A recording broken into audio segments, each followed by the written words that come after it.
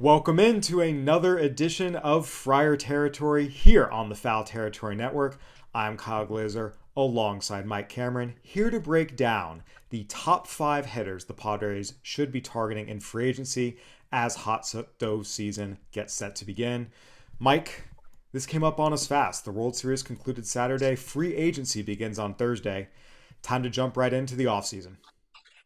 Definitely, Cal. This is a time of the year once again where guys are have a lot of anxiety about their next home, whether they sign back, becoming a free agent, um, getting DFA, just all types of things that come across the screen. Guys being claimed and everything, 40-man roster decisions. There's a lot of things that go take place in this time of the year that are probably some teams have already been have started this process. Um, but in this case, right after the World Series, now everyone gets a chance to indulge into the either the free agent market or finding a way to help your team get better for the next season. Absolutely. The Padres have a lot of areas of need, including in the starting rotation. However, this show we're going to focus on position player free agents. As we all know, the Padres had one of the best pitching staffs in baseball last year.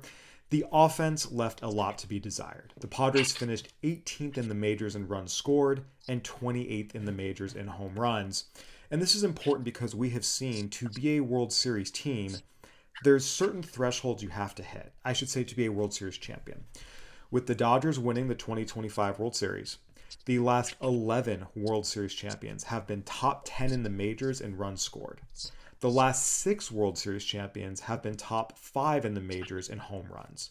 So, what we know about the way baseball is played today in this era, you need to be a top 10 offense in runs and you have to be a top 5 home run hitting offense. The Padres are a bit far from both of those. In order to go from 28th in the majors to homers to top 5, they need to add about 75 home runs to their total from last year. In terms of going from 18th in the majors in runs scored to top 10 in runs scored, they need to add about 65 runs. So if they take care of their home run problem, their run problem will be solved as well. But again, this isn't a situation where, oh, if they just get, internal improvements and, there's an extra 5 here, 5 there, they'll be fine. It's not that. It has to come from everywhere. There has to be internal improvements. There has to be free agent additions and additions plural. It's not like one guy is magically gonna come out and hit 50 bombs and then you have 20 other homers from internal improvements and you're set. They need multiple pieces here. Definitely, Cal. And we also, like the park factor is a big thing, playing in San Diego with the Marine layer. Um, when you're bringing in new guys and you're asking them to do the things that they did at the other place, you also have to be aware and include that, you know, guys have to adjust to where they're playing at, especially at home.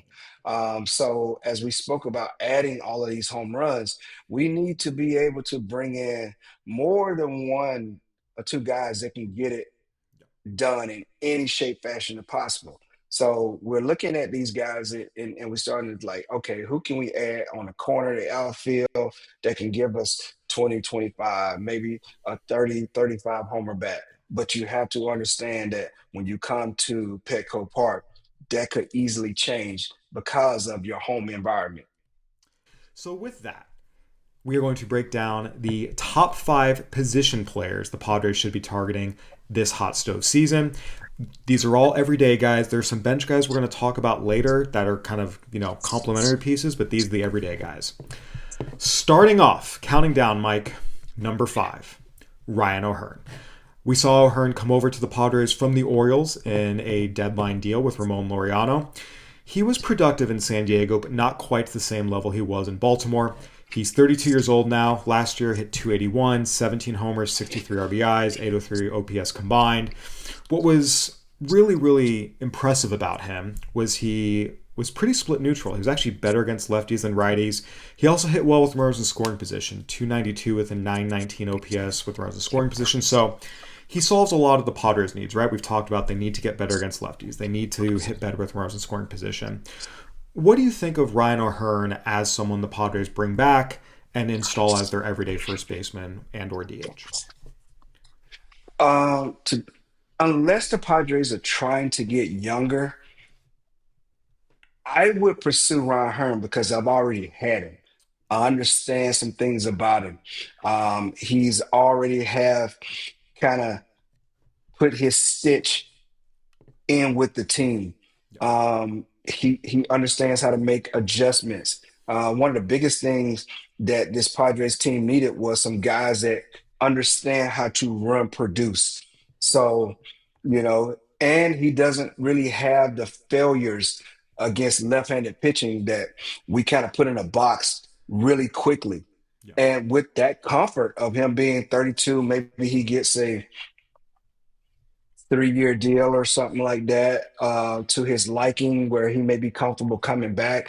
We know that anytime a player comes to San Diego, there's a different kind of comfort outside of the ballpark that allows you to perform inside the ballpark. And what I mean by that is that when you're in San Diego, your family is really good in taking care of. And so that allows you to really focus on what you need to do as a player and to be productive. And when you've been there before or you've been a part of something already, you understand what the needs are, you understand what the team needs from you as a player, but also you play the type of game that you're understandably comfortable with. And once you get seemingly a little more comfortable, it makes it a lot easier for you to be productive, and it just kind of calms your mind to do your thing. So I like Ryan Hearn in this situation. I think he's a really good player. He plays a pretty good first base. And he can DH, so that gives you that option in that particular aspect. It also puts a left-handed bat in your lineup that you need to be a big bat, so to speak, that you need to be able to go on the chase in this NL West. So there are a lot of positives with Ron O'Hearn, right? We talked about it. He's good against lefties, good with runners in scoring position. He's also a very good clubhouse guy, fit in seamlessly midseason. You're right, he's a known quantity. We saw Manny Machado push for the Padres to bring him back at the end of the season. There are a lot of pluses. The one thing I don't know if a lot of people realize is Ryan O'Hearn has not actually been a huge power hitter over the course of his Yeah. career. People see big, strong left-handed hitter and assume he's been a 30 home run type of guy. Last year he hit 17 home runs. That was actually his career high. And some of it's been playing time. For a lot of his career, he was a part-time player. But his 2 seasons where he's been an everyday player, again, it's been more 15 to 17 home runs. So given the fact that there are a lot of positives, but the Padres' biggest need is a real thumper. And I'm talking a 30 home run kind of thumper at first base and realistically at DH as well. How much of a drawback is that? The other positive I should mention, he's going to be a cheaper option than a lot of the other guys we're going to talk about, and a lot of the other guys in the market with big power. And the Padres, as we know, have a lot of money tied up in future years, and even this year, their payroll, depending on your source, it's already pushing $200 million. Yeah, Kyle, definitely understand that. So, if you're pushing for this big bat that produces 30 home run potential, then you know that you're going to have to probably step outside your boundaries as far as payroll is concerned. And it's just a matter of like what what bullet do you want to be fired in the holster, out of the holster. So you can get someone who has this potential and then try to go add on in another space with 2 or 3 other guys. But we're talking about guys that play every day now. And granted, Ron Hearn has earned the opportunity to play every day, but also he's earned the opportunity to be able to tinker with his swing a little bit and understand that, hey, man, this is maybe what I need to do right now and try to get to the level, pushing the 20 to 25 home run level that can add to that dynamic. But once again, if we're going to test the free agent waters, then you have to understand we're gonna probably end up putting ourselves in a $240 million payroll area.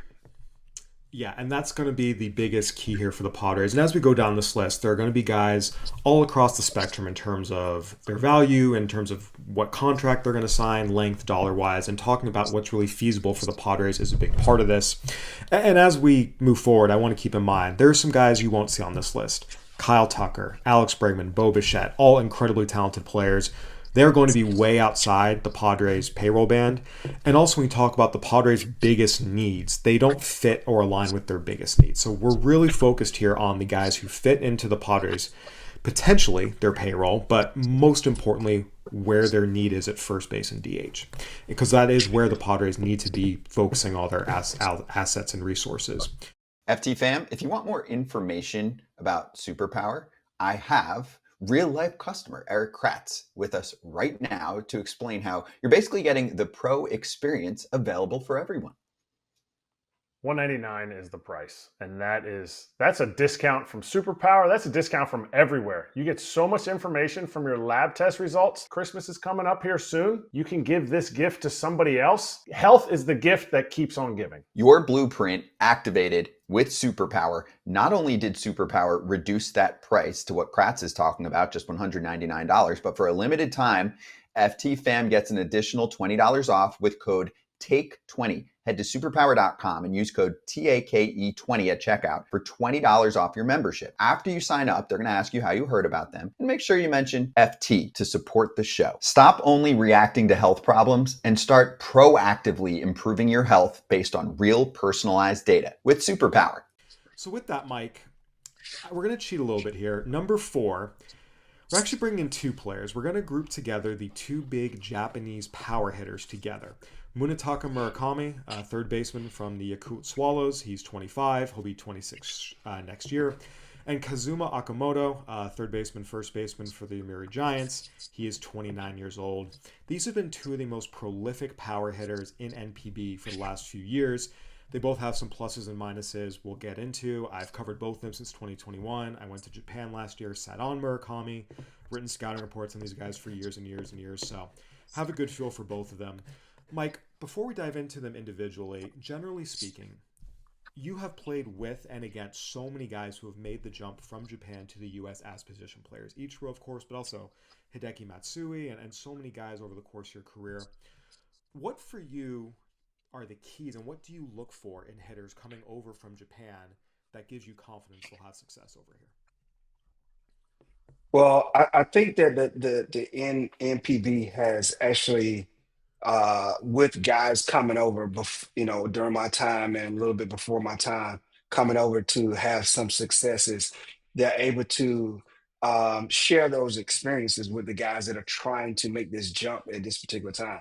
But you do have to understand that there will be an adjustment period in the game that these guys that to kind of get a feel for what is going on in MLB opposed to the NPB baseball. So and these guys are younger too, so it allows you to have some production and growth over a period of time, and having to understand that it may be in a little bit of adjustment period for these guys, but they adjust accordingly. And I would think like the parts are smaller in Japan. I would think that the home run totals would come down just a tad, but also the most important thing is the adjustment to the everyday lifestyle of big league baseball, which we know these guys been known to work very, very hard, but there still is an adjustment period with these guys coming over here and playing in MLB. And that's a key point because this is a Padres team, as we've talked about, that is trying to win now and needs production right now. And again, just based on my reporting, my seeing these guys, my experiences, covering Japanese baseball, I do think there's one of them who is more suited to contributing immediately. So I want to start with Munetaka Murakami. He's the big name of the 2, and for good reason. Back in 2022, as a 22-year-old, he had one of the all-time greatest seasons in Japanese baseball history. Hit .318 with 56 homers, 134 RBIs, won the Triple Crown. Those 56 home runs, that was a new single-season home run record by a Japanese player, breaking the record held by Sadahiro Oh. one of the greatest baseball Mhm. players in international baseball history. He's a two-time Central League MVP, so there are a lot of really positives, really big positives. What I think has been missing from a lot of the discussion around Murakami is they talk about he's got huge power, which he does, and they talk about this huge season he had back in 2022. What's been missing is he's regressed pretty significantly since then. 2023 and 2024, the batting average dropped, the on-base percentage dropped, the slugging percentage dropped, the strikeouts went way up. He's been striking out at about a 30% K rate in Japan. And when I went and saw him last year, what concerned me was he's swinging at everything. And it's a lot of Yeah. big, giant, enormous swings. He's chasing out of the zone. He's swinging, missing in zone. I saw him just kind of taking some giant, big hacks and swinging, missing through 92 miles an hour over the heart of the plate. And then you add in the fact that last year he was limited to 56 games for the Swallows. He had elbow surgery last December and an oblique injury this year that limited him. And he's a bigger guy, so we're already seeing the injuries start to pile up. So I think for me with Murakami, you have to really, really believe that you can fix the regression and that he's going to stay healthy. And those are no guarantees. If you can, look, when he makes contact, the ball goes a long way. It is massive, real, giant power. But how much is he going to get to it in the U.S., given his trends, given his health? And let's be clear, he's a first baseman. He played third in Japan. He's a big boy. He'll be a first baseman over here. I personally have a lot of hesitation. I'm seeing some 5 years, $160 million deals, thrown around. There's no way. Say Suzuki got 5 years, 75 mil, and Suzuki's a better player all around. To me, this is one where it's got to be money, and there's going to be a bigger adjustment period if he comes over. This is not going to be an immediate Rookie of the Year candidate. Nothing like it. Definitely, especially at the tender age of 20. He's fairly young, 25, as you said, right? And so being one of the biggest stars with this team, that with his Japanese team coming over, there is going to be a rookie adjustment period Yes. every single time.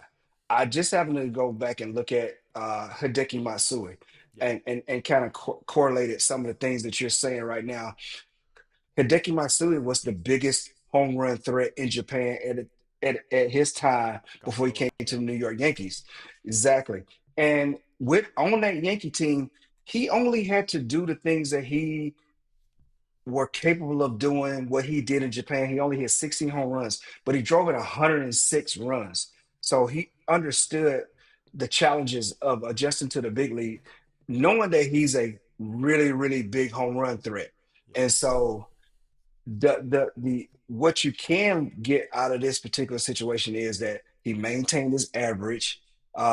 He also maintained his ability to walk his walk strikeout ratio, but he didn't give them the power that they needed. But they had so many other pieces for allow him to be acceptable to drive in to hit 16 homers and score 106. His next year, he came back with much more authority. He hit 31 homers and he drove in another 108.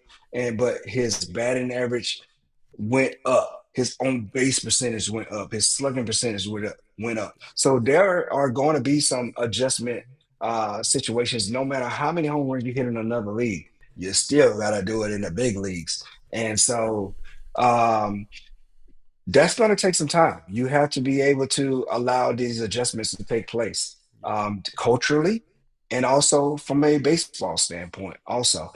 But once again, Kyle, most of these guys have played in the WBC Right. against the major league competition.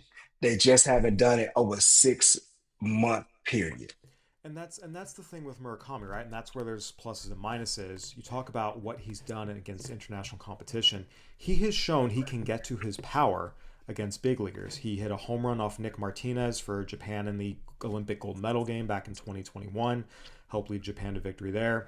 Hit a 2-run walk-off double in the WBC semis to lead Japan over Mexico. That was off Giovanni Gallegos, and I was there. That thing was a missile off the left center field wall. Then he homered off Merrill Kelly in the championship game, and it went 432 feet. It wasn't cheap. So, again, he has shown he can get to his power against big league arms. And he, again, when he hits it, it is no joke power. It is 420, 430, 440, 450. It is real massive power.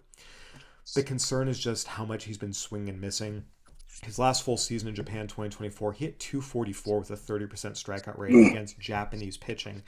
That does not bode well for coming over to the U.S. So there's a lot of risk-reward here, and it's up to the Padres and every other team to determine if they're willing to pay the dollar amount he might command based on his 2022 season, if teams are going to think that's the upside and ignore what's happened the last few years. That brings me to Kazuma Okamoto, who is less sexy, but he's a better pure hitter. So Okamoto's a 3-time home run champion in the Central League in Japan, 6-time All-Star, hit 248 career homers in Japan. He's been a premier home run hitter. He also was limited by injury last year, suffered a left elbow injury at a collision at first base, but he still hit 311 with an OPS over 1,000, 15 homers, 51 RBIs, and he has also shown he can get to his power against big leaguers. Homered off Kyle Freeland in the WBC championship game. That one went 407 feet. So, it's interesting. I talk about Murakami having this huge power with a ton of swing and miss. Okamoto, it's less raw power, but he gets to it, and he has gotten to it more frequently than Murakami recently. It's a better swing. It's a better approach. Hits for a higher average. Also going to be a pure first baseman. Murakami's sort of the boom or bust, where he might be a 40 home run guy. He also might be Yoshi Tsutsugo and hit under 200 and have to go back to Japan. Whereas Okamoto's a little safer. I think there's a lot of confidence he'll be a 250, 20 homer guy and give you some production. When you kind of weigh the risk reward versus the safer option, how do you kind of measure that, especially from the Padres perspective? My measurement in dealing with guys that are coming over, I just understand that if I'm going to give them this money, I have to give them a long leash to understand, what we're trying to do.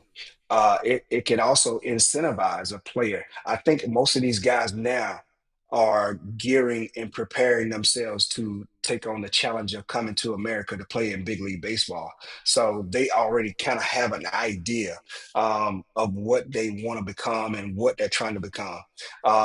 We know that the guys in the big leagues, majority of them throw a little bit harder than the guys in the NPB league. And so this is the ultimate challenge. And I would understand that if he's willing to do that and come, we Padres do have some advantages in a sense because of the West Coast. And so, in bringing these guys in, you're going to have to slot them in somewhere so they can actually adjust to whatever they're trying to become as a big league baseball player at this particular time. And with that adjustment period, as I've said before, it's going to take some time because you're going to run into some stuff you ain't had to go up against on a day-to-day basis. And so, what I will be willing to do is if I know that this brings some longevity to my lineup and adding a bat of this sort, I will be willing to take a step out there and know that they're once again going to be an adjustment period for the guys to get comfortable to be able to help our team now, next year, and in the future. So that's the way I would kind of look at it from that perspective. And for both these guys, it's going to depend on the dollar amount. For the Padres, giving either of these guys a 9-figure contract just does not make the most sense for them. There's other players that are better fits for them if they're going to do that. If they're cheaper and they're in that $75 to $90 million range, it becomes more of a conversation. Again, having covered both of them, having seen a lot of both of them, having written about both of them for 5 years, I know I'm in the minority here, but Okamoto is the guy for me. It's a better swing. It's a better approach, more contact. It'll be a shorter adjustment period. It's a better body, even though he's older. Again, I just think that would be the better investment. Mike, moving down to the top three. These are all established big leaguers who have shown premier power, 30 home run power in the big leagues. And each of them is in the 29 to 32-year-old, range. So all these guys have productive years left. They all first base DH types and all fit what the Padres need. Once again, it's just going to come out to the dollar amount. Number 3 on our list, old friend Josh Naylor. Naylor, of course, made his debut with the Padres back in 2019. He was forced to play the outfield after the Padres signed Eric Hosmer. It was a bad fit. It was never going to work. Once he ended up just playing first base every day after he got to Cleveland and suffered that injury in the outfield, he's been a very, very productive hitter. Last year with the Diamondbacks and the Mariners, hit .295 with 20 homers, 92 RBIs, and .816 OPS. That's after a 30 home run season a year before in Cleveland. He's also established in the postseason. He had a huge ALCS offensively and defensively for the Mariners. He's hit .288 in the postseason of his career. He's good against righties and lefties. Over the course of his career, he's been really good with runners in scoring position. He's also a good defender. And oh, by the way, he stole 30 bases despite being one of the slowest and biggest players in baseball, because he has some short area quickness and some good instincts. So there's a lot to like here again. There's average, there's power, right-left splits, runners in scoring position, a good defender, can steal a bag for you, which is amazing in just so many ways given, his speed.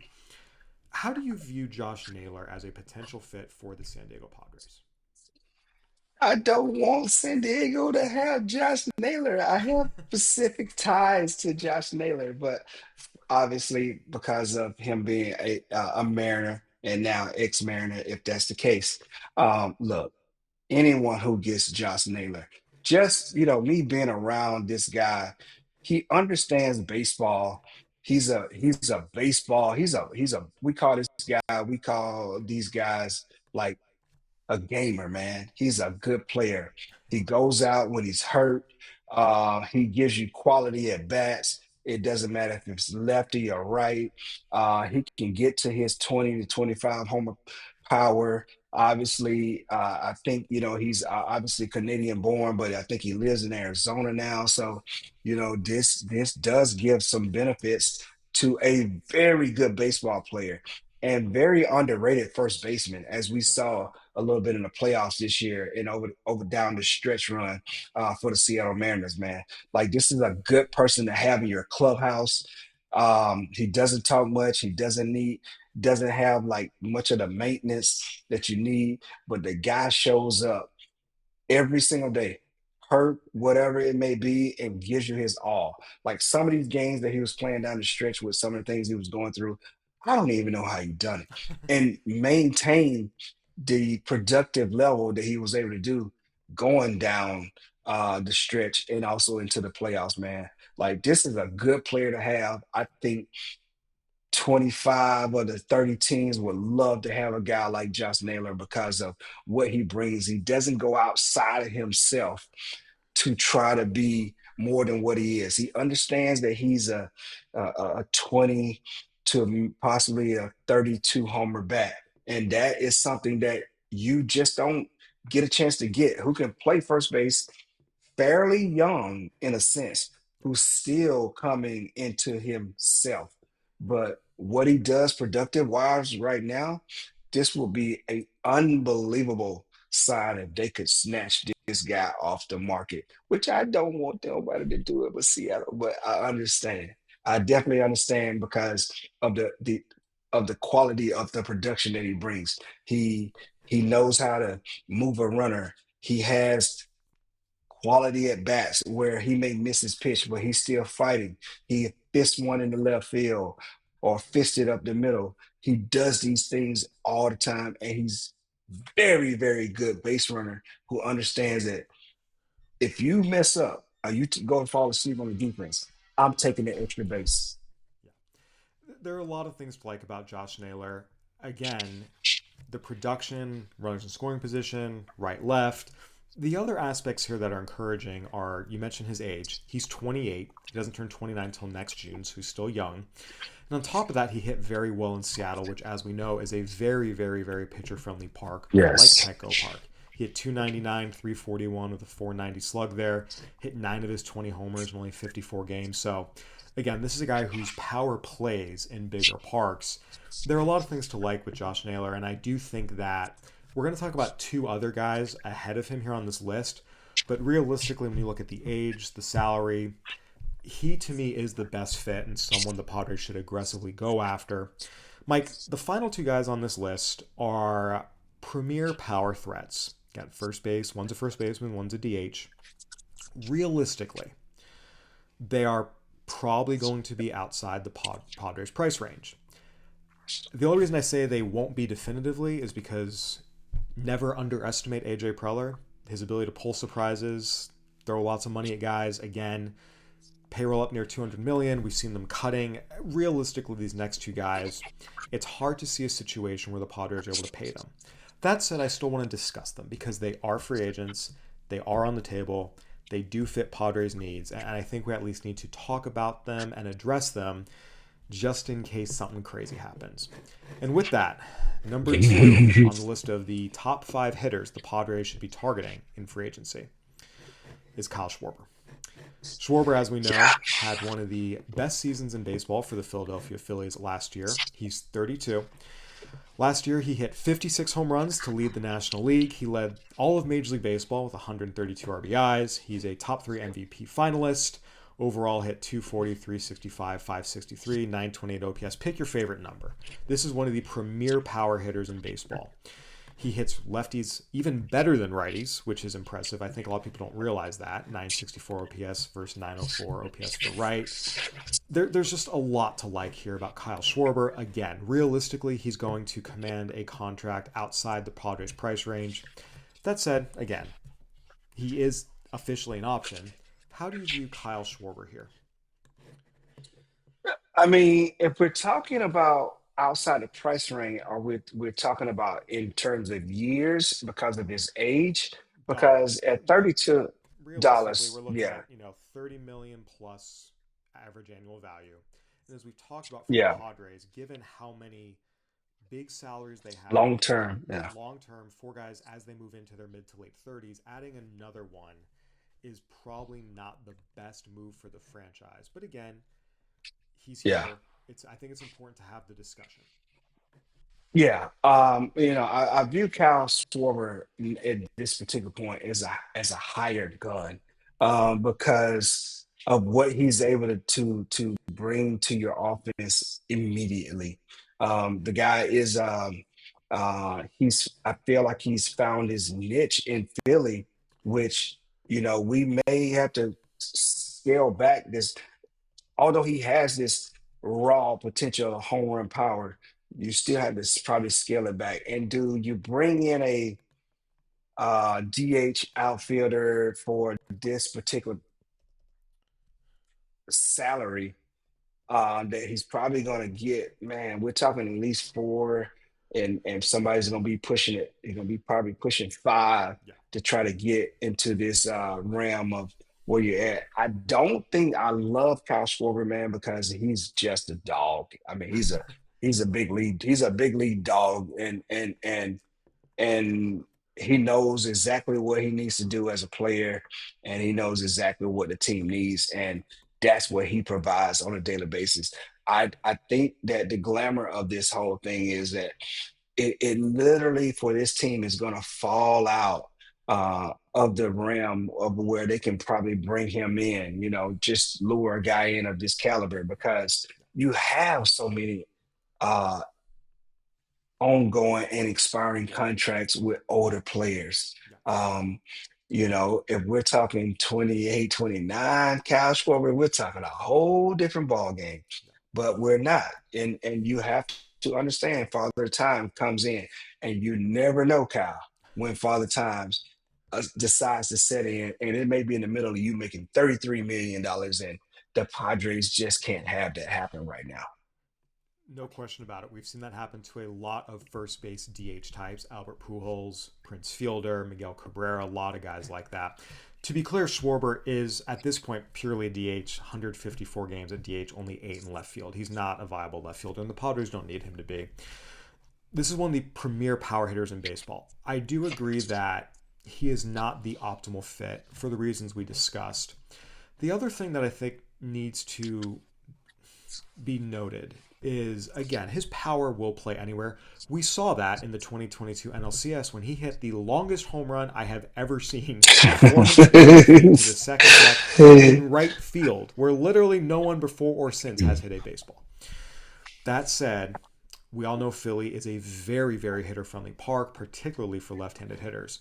Oh, Kyle here it Schwarber is. hit 265 with an OPS over 1,000 at home. Away from Philly, he hit 216 with an OPS more than 200 points. So the combination of the age, the DH only, the split home road, Philly versus away from Philly. Again, Kyle Schwarber is a tremendous player. I think the Phillies should bring him back and pay him whatever he wants. But it's about fit. And for the Padres, I do not think Kyle Schwarber is a great fit. I actually think if you're going to look at left-handed power hitter types, Josh Naylor is the better fit. And there's one other player who I do think is the best fit if the Padres do choose to go big and spring a $150 million plus contract on someone. It's not Schwarber. The number one player on our list of top 5 position players for the Padres to target in free agency, Pete Alonso. Yeah. Pete Alonso, as we know, is one of the premier power hitters in baseball. Once again, he will likely fall way outside the Padres' price range.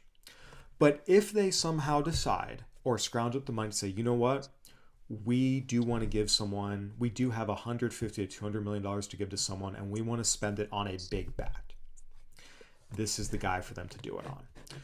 So Kyle Schwarber is 30. He turns 31 in December. We know he's a premier power hitter, but I don't think people realize he can hit too. Pete Alonso hit 272 last year with 38 homers, 126 RBIs. This is someone who, again, there have been some seasons where he'll drop lower than that, but he has a couple 270 plus seasons. I think with Pete Alonso, what you like is he can hit for decent average. He's not a big swing and miss donkey. It's enormous power. And as we'll get to in a second, the power plays in pitcher-friendly parks. At Citi Field this past year, he hit 309 with a 1035 OPS. Big parks do not faze him at all. Again, if the Padres decide to go spring for a $150, $200 million player, this is the one to do it on. Yeah. In Pete's case, Pete fits a lot of lineups in the big leagues when you insert him in there because this is everyone's talk about a 30 homer bat. That's just consistent. But what the guy is a run producer. Like he is a run producer. He solidifies your number 4 spot in pretty much 28 of the 30 teams out there. Like he legitimately solidifies that you can pencil in, and he plays every day. He understands all the aspects of being a premier first baseman of a 30 homer, 100 RBI caliber guy. In his case, it's just going to be whether he's willing to leave the opportunity to remain a Met for his whole career. And also, do teams have Scott Boras buyer's remorse, considering the Padres, and we know he's a good player, and I'm speaking of left-handed first baseman where you don't want to get caught up in that in throwing out that type of money and not getting the production that you need to have, and so.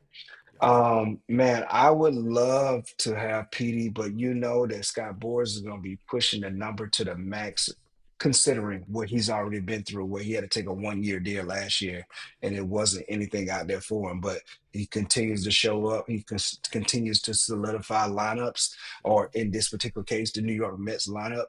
And is it that he wants to leave New York? PD would come in. Only question I would have is we know how that right field gap plays in Petco Park, which is a big part of what PD is as a hitter. But we do know that this guy understands.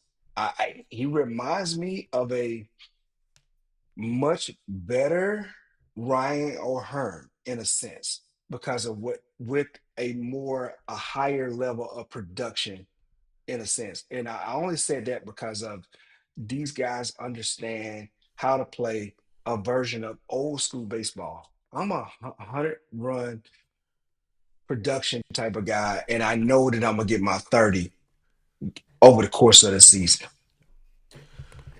With Pete Alonso again, this is someone who has tremendous power. Realistically, yeah, we're looking at a big salary. And again, the same caveats apply for the Padres.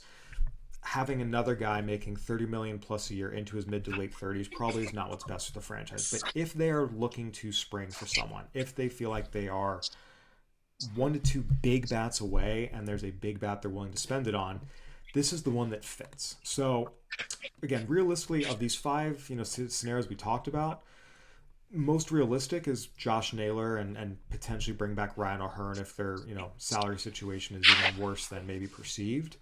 But if they can go big, Alonso would be the guy.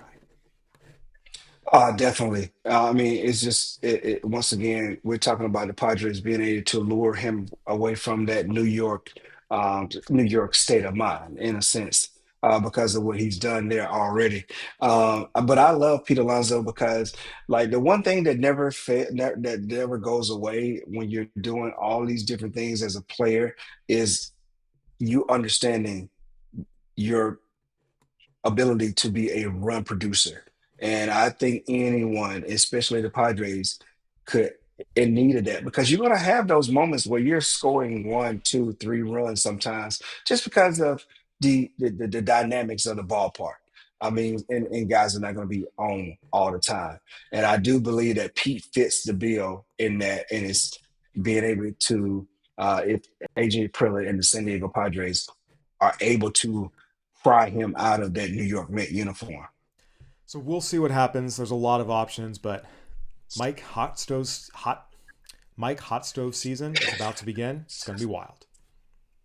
It's gonna be a real hot stove because every one of them want to be in the kitchen cooking this year, Kyle. I can tell you that much. People are seeing that. Teams are being just know that they're maybe one series away or two games away from winning the big championship. So that gives them, inspire them to be able to go out and consider a chase. And then you have these people that sit around and be like, man, we had them on a rope. We we were just this close. So guys are going to be able to do it. And obviously everything comes down in this particular time in payroll, and we're dealing with a lot of different aspects from the MLB and the PA situation coming up. So that is going to be probably involved in these talks. But I'm sure guys, teams are getting geared up to try to make a run at it in 26. And especially if you feel like you're this close, you may take 2 or 3 steps to try to put yourself in position to be one of these playoff teams now. And look, anytime you know that you can get in the playoffs, anything can happen. And if you look over the course of the season where you just missed by something, it gets a chance to show up now that you're able to put eyes on it and try to address it to give you that 1 or 2 or 3 game series to put you in the position to do the things to play in postseason play. Absolutely. We will see what happens. Mike, thank you for joining me today. We appreciate your expertise and insight as always. Always Kyle, baby. Foul All right. territory. Yes, sir. Friar Territory. That'll do it for this edition of Friar Territory here on the Foul Territory Network. Go ahead and give us a review. Apple, Spotify, YouTube, whatever platform you're watching and listening on. We'd love to hear from you. For Mike Cameron, I'm Kyle Glaser. Thank you for watching and listening. See you later this week.